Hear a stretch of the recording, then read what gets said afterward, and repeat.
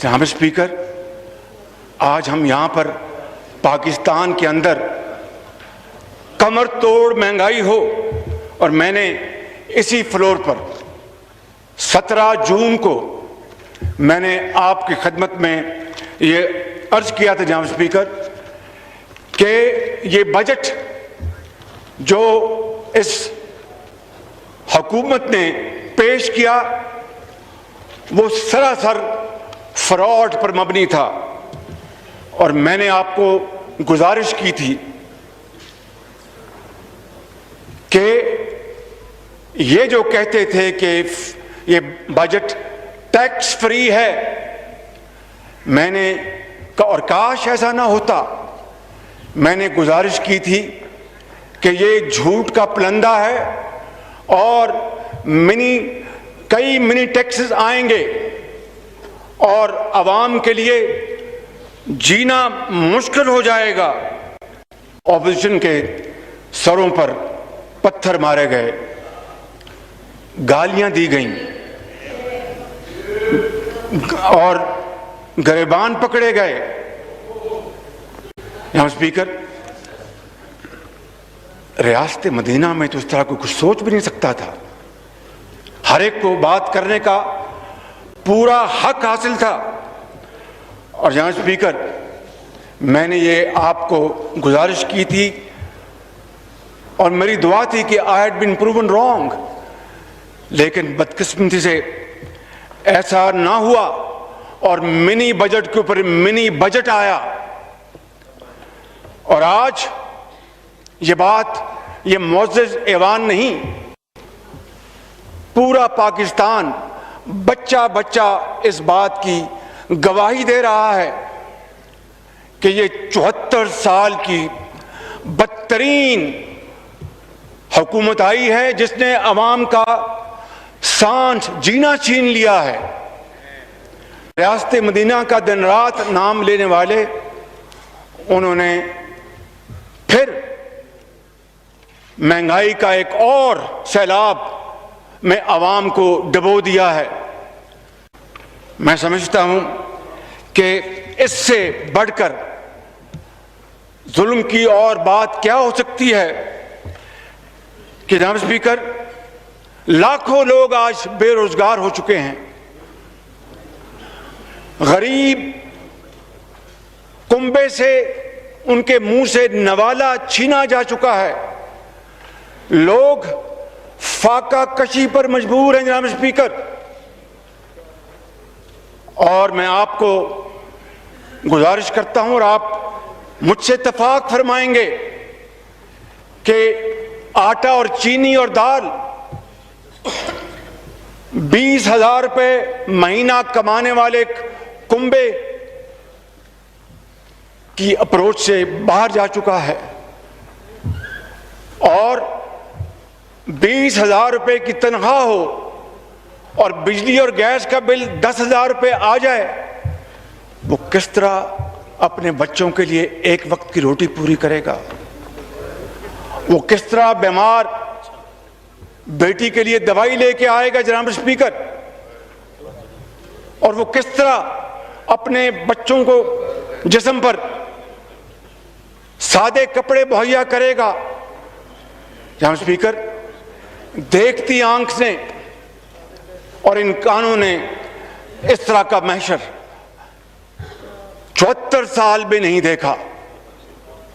और IMF की जो कंडीशनैलिटीज हैं उसको पूरा करने के लिए इन्होंने एड़ी चोटी का जोर लगा दिया। लेकिन कल अखबारात में जनाब स्पीकर आप नजर डालें तो उसमें साफ लिखा है कि IMF अभी भी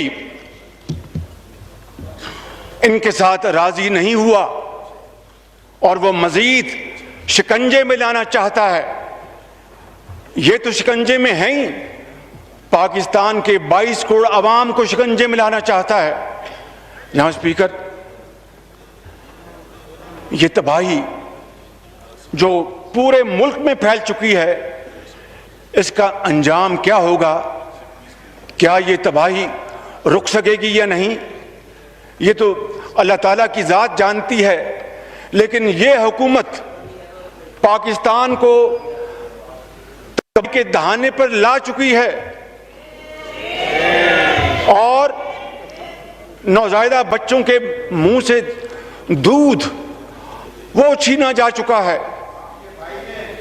टेलीविजन पर तकारीर में कंटेनर पर खड़े होकर इमरान खान नियाज़ी साहब ने कहा कि जब बिजली और गैस के बिल में इजाफा होता है तो वो वज़ीर आज़म और हुकूमत चोर है। यहीं पर नहीं, यही नहीं जनाब स्पीकर, और ये भी कहा कि अगर डॉलर के मुकाबले में रुपए की कदर 1 रुपया कम हो जाए तो वो हुकूमत और वज़ीर आज़म चोर हैं। मैं आपकी खिदमत में अर्ज करूंगा कि अगर अब अद्वियात की कीमतों में 500% इजाफा हो जाए तो आप फरमा दीजिएगा कि उस हुकूमत को आप क्या फरमाएंगे। अगर डॉलर रुपए के मुकाबले में 40% ऊपर चले जाए तो उस हुकूमत के बारे में आप क्या फरमाएंगे। जनाब स्पीकर, आज आपको इल्म है कि डॉलर जो है वो आज 175 रुपए की बुलंद तरीन सतह पे है।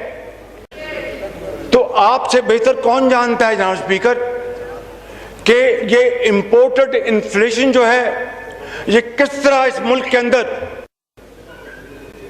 खुदकशियां करवाने का मूजब बन रही है, किस तरह फाका कशी का मूजब बन रही है ये इंपोर्टेड इन्फ्लेशन। और जनाब स्पीकर, ये एक ज़रूरी मुल्क है। पाकिस्तान के अंदर गंदम, चावल, गन्ना और दूसरी अजनास हमेशा विद सम एक्सेप्शंस वाफर मिकदार में रही। ना सिर्फ इस कौम, पूरी कौम को पेट पाला बल्कि एक्सपोर्ट्स की। आज लाखों टन चीनी इंपोर्ट करने की जनाब वो टेंडर्स फ्लोट किए जा रहे हैं। चीनी आज जो 2018 में 52 रुपए थी, आज में वो नहीं मिलती जनाब स्पीकर, लाइनें लगती हैं। आटा गरीब आदमी वो रोटी और प्याज और टमाटर के साथ गुजर बसर करता है और अल्लाह का शुक्र अदा करता है। इस हुकूमत ने उसको भी उनसे छीन लिया। जनाब स्पीकर, ऐसी हुकूमत के बारे में आप क्या हुक्म सादर फरमाएंगे। मैं समझता हूं कि इस वक्त गरीब, यतीम और बेवा से मुफ्त दवाई छीन कर उनको मौत के कुएं में धकेला जा रहा है। और जो फ्री टेस्ट होते थे, चाहे वो सीटी स्कैन है, चाहे वो MRI है और चाहे दूसरे मेडिकल टेस्ट और अद्वियात आला दर्जे की, वो गरीब आवाम को मुफ्त मुहैया होती, आज वो सब खत्म हो चुका। ऐसी हुकूमत को आप क्या कहेंगे। मैं वो अल्फाज अपनी जुबान पर नहीं लाऊंगा कि इसलिए कि ये माशरा इन 3.5 सालों में जितना जहरीला हो चुका है उसको वापस उसके सतह के ऊपर लाना जान जोखों का काम है। आज मैं ये कहना चाहता हूं कि सदर मुमलिकत ने यहाँ पर तशरीफ लाए और आपने फरमाया कि इकॉनमी की सिमत दुरुस्त हो गई है। मैं नहीं समझता कि सदर मुमलिकत इतने बेखबर हैं कि इस मुल्क के अंदर तो लोग अब सफेद पोश भीख मांगने पर मजबूर हैं। क्या सदर ममलकत को यह नजर नहीं आया जनाब स्पीकर? और बिजली गैस, मैंने कोई गैर पार्लियामेंट बात नहीं की। अब भाई साहब आप इशारे न करें, बहुत सारा अब प्लीज सर वो बातें कर रहे हैं, आपको नजर नहीं आ रही। आप प्लीज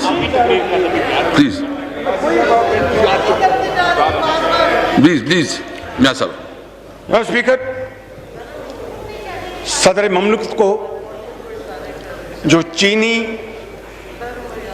गंदम के जो स्कैंडल्स हुए, जिसमें अरबों खरबों इस गरीब कौम के लुट गए, अरबों खरबों, पहले एक्सपोर्ट करके अरबों रुपए की सब्सिडीज दी, डॉलर और रुपए के जो था तवाजन, उसके नतीजे में विंडफॉल प्रॉफिट्स हुए। इस मुल्क का जो स्केर्स फॉरेन एक्सचेंज ज़रिए मुबादला, जो कि इंतहाई अहम मदाद में इस्तेमाल होना चाहिए था इस कौम की तरक्की और खुशहाली के लिए, वो ऐसे कामों पर इस्तेमाल हुआ जिससे कि मैं समझता हूं जनाब स्पीकर, इस इकॉनमी की तबाही हो गई। इसलिए मैं कहता हूं, इसलिए हम सब कहते हैं कि 15,000 अरब रुपए के कर्जे तो ले लिए, कहीं एक नई ईंट नजर नहीं आती। और अगर यही पैसा अगर पाकिस्तान के अवाम को तकसीम किया जाता तो फी यूनिट 3-3.5 लाख रुपया उनके हिस्से में आता। और आज ये तबाही और बर्बादी के बाद भी इनको सब्र और चैन नहीं आया और गरीब अवाम के ऊपर महंगाई के बम बदस्तूर वो जो ड्रोन हमलों के जरिए उनको तबाही के दहाने उनको धकेल रहे हैं। मैं आपसे मुल्तमिस हूं जनाब स्पीकर कि अगर इस सैलाब के सामने बंद ना बांधा गया तो फिर कुछ नहीं बचेगा खुदा ना खास्ता, और हम सब हाथ मलते रह जाएंगे। एलएनजी का जो स्कैंडल है वो आपको इल्म है, आपको अच्छी तरह इल्म है। यकीनन आप तखलीए में मुझसे उसके बारे में बात फरमाएंगे, लेकिन हकीकत यह है जनाब स्पीकर कि जो लॉन्ग टर्म एग्रीमेंट्स थे वो इस हुकूमत ने न जाने किन वजूहात पर उनके ऊपर अमल दरामद नहीं किया और कोशिश नहीं की। और इसमें किसका कसूर है, कौन इसका जिम्मेदार है? ना एलएनजी स्कैंडल जिसके बारे में इमरान खान नियाजी साहब ने बहुत talking at the top of his voice कि मैं नहीं छोड़ूंगा, मैं ये नहीं, मैं उसको नहीं छोड़ूंगा, उसको नहीं छोड़ूंगा। ये कई माह नहीं, अब साल से ऊपर गुजर गया, एक किसी को जिम्मेदार नहीं ठहराया गया। और उसका नतीजा क्या निकला जनाब स्पीकर कि आज नवाज शरीफ के दौर में जो एलएनजी $10 में पड़ती थी आज $56 में पड़ रही है। $56 में। No cross talk please, no cross talk please. जनाब स्पीकर, इससे इस कौम की इतनी तबाही हुई है, इकॉनमी की इतनी तबाही हुई है जिसका मैं और आप अंदाजा नहीं कर सकते। जनाब स्पीकर,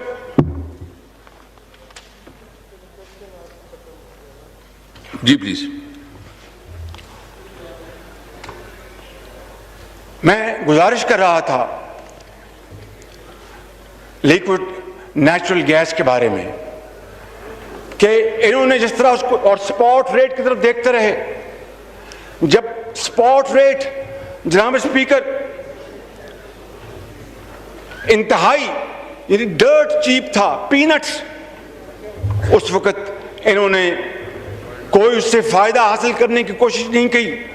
हमारे हमसाया मुल्क ने वो जो स्पॉट रेट $4 का था या $5 का था, बेतहाशा LNG खरीदी और ये ना जाने किसका इंतजार करते रहे, कौन इनको एडवाइस कर रहा था।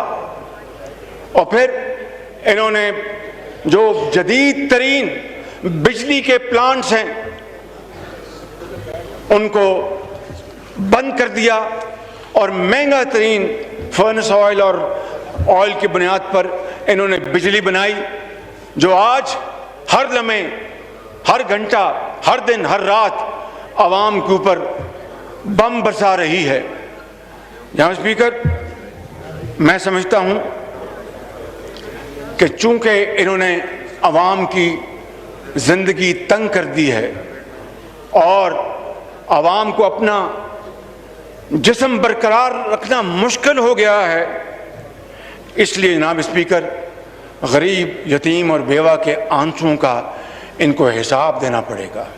और वो दिन दूर नहीं, इनको हर वक्त हिसाब देना पड़ेगा। जनाब स्पीकर, ज्यादा वक्त नहीं लेना चाहता, सिर्फ ये कहना चाहता हूं कि इस कमर तोड़ महंगाई के खिलाफ हम सब ने कमर बांध ली है और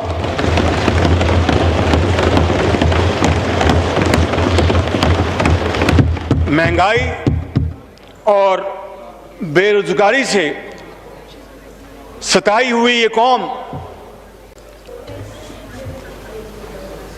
सुनामी, महंगाई की सुनामी इस धांधली ज़दा हुकूमत को खसो खाशाक की तरह बहा ले जाएगी इंशाअल्लाह। और हम उस वक्त तक चैन से नहीं बैठेंगे जब पाकिस्तान के कोने कोने में जाकर हम आवाम की जो मुसीबतें हैं, तकालीफ हैं, मुश्किलात हैं, उनको हम उनकी आवाज़ नहीं बन जाते।